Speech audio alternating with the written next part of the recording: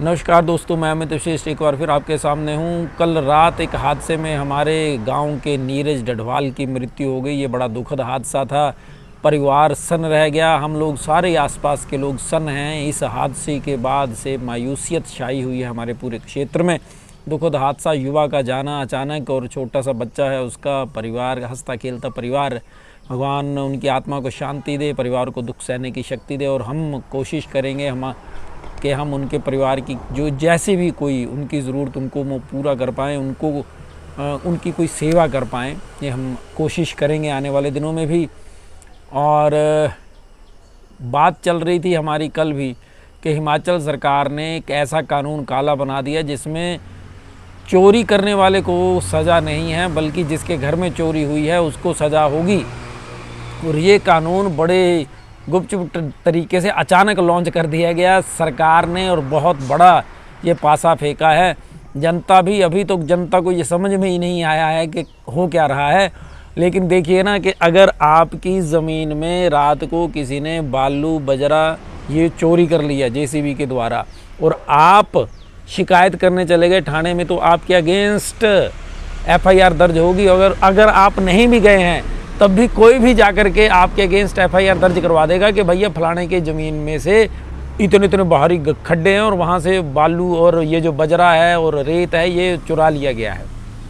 तो जिसके खेत से चोरी हुई है उसके अगेंस्ट एफआईआर दर्ज होगी। इतना बड़ा और काला कानून है। हाँ, मुझे आज जो रिएक्शन मिला है कुछ एक लोगों का, उन्होंने बोला यार ऐसा नहीं हो सकता, अगर ऐसा होता तो कांग्रेस या बीजेपी के कोई लोग तो बोलते।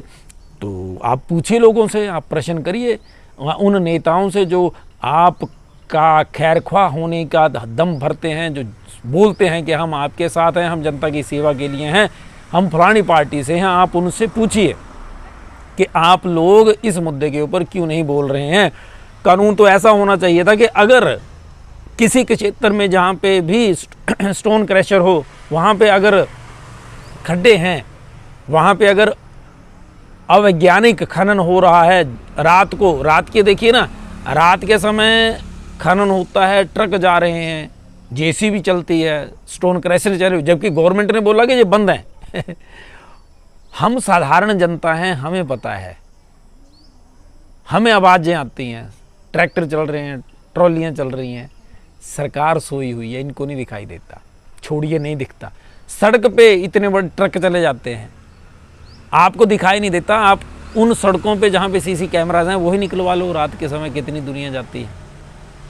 अफसर देखो ना, आईएएस आईपीएस ये सब अफसर, मंत्री आए, मुख्यमंत्री आए, ये 2-2 दिन तक वहीं जाकर के बैठे रहते हैं।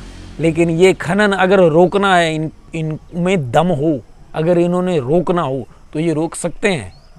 लेकिन पता नहीं क्या कारण है कि ये इतने ऊंचे ओहदों पे बैठे होते हैं लेकिन ये छोटा सा काम नहीं कर सकते।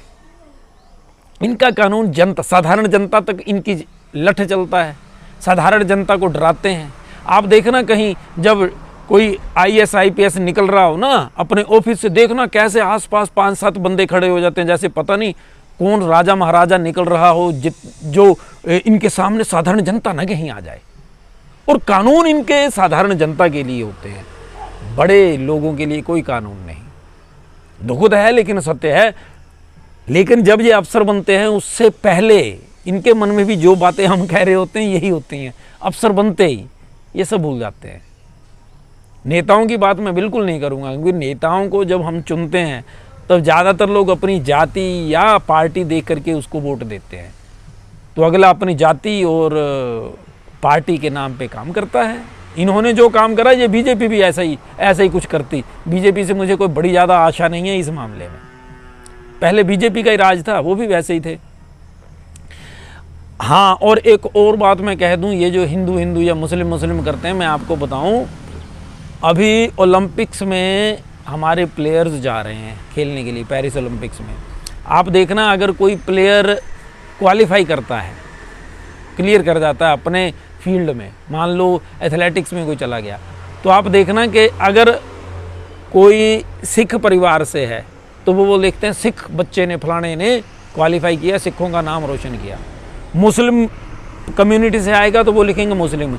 लेकिन जैसे ही हिंदुओं का नाम आएगा आप देखना वो अपनी जाति लिख देंगे, और जो कुछ एक उनकी नाम के साथ अपनी जाति को जोड़ करके जाति को बड़ा करना चाहते हैं, वो धर्म पीछे कर लेते हैं। ऐसे ही तो किया है, यही ट्रेंड चला है, कांग्रेस ने ऐसा ही किया है। कांग्रेस अगर आप देखें तो कांग्रेस के नेता ने जब संसद में बोला हिंदुओं के बारे में, तो उसको पता था, उसने मुसलमानों के विरुद्ध नहीं बोला, सिखों के विरुद्ध नहीं बोला, ईसाइयों के विरुद्ध नहीं बोला, बौद्ध पारसियों के विरुद्ध नहीं बोला, किसी जाति के विरुद्ध भी नहीं बोला। उसने बोला हिंदू, हिंदू क्यों बोला? बड़ा ध्यान देना, उसको पता है कि हम लोग डिवाइड कर चुके हैं, ये भाग इनको पूरी तरह से पता है। 47 के बाद से हमने डिवाइड एंड रूल की जो पॉलिसी थी अंग्रेज़ों की, इसको घुट्टी के रूप में पिला दिया लोगों को। अब लोग इस जाति से ज़्यादा, हिंदू जातियों से ज़्यादा आगे नहीं बढ़ सकते। और अब जब यहाँ पे धरातल पे आप देखें तो हिंदुओं से संबंधित जितनी भी फैसिलिटी हैं, जितनी भी योजनाएं हैं, वो हिंदुओं को ना होकर के जातियों के नाम पे हैं, पहली बात। लेकिन वो भी पूरी नहीं मिलती। और अच्छा, क्योंकि इकट्ठे ही नहीं हो पाते। अब सरकारी स्कूलों में बच्चे तो सभी के पढ़ रहे हैं ना, कोई क्यों नहीं बोलता? सरकार खुद बोलती है कि 400 स्कूल ऐसे हैं जहाँ पे कोई अध्यापक नहीं, 3000 ऐसे हैं जहाँ पे एक अध्यापक है। मुझे बताओ वहाँ पे आप जस्टिफाई कैसे कर पाएंगे बच्चों के भविष्य को? इतने ज़्यादा वैज्ञानिक आधार है हमारे यहाँ पे, हमारा देश, हमारा समाज कितनी तरक्की कर रहा है विज्ञान के क्षेत्र में, हमारे बच्चे उसमें कैसे पार्टिसिपेट कर पाएंगे बताइए? कैसे सोचना, समझना, लिखना, पढ़ना सीख पाएंगे जब अध्यापक नहीं है? ये जाति जाति, क्षेत्र की बात जब करते रहेंगे तब तक हम दुखी रहेंगे।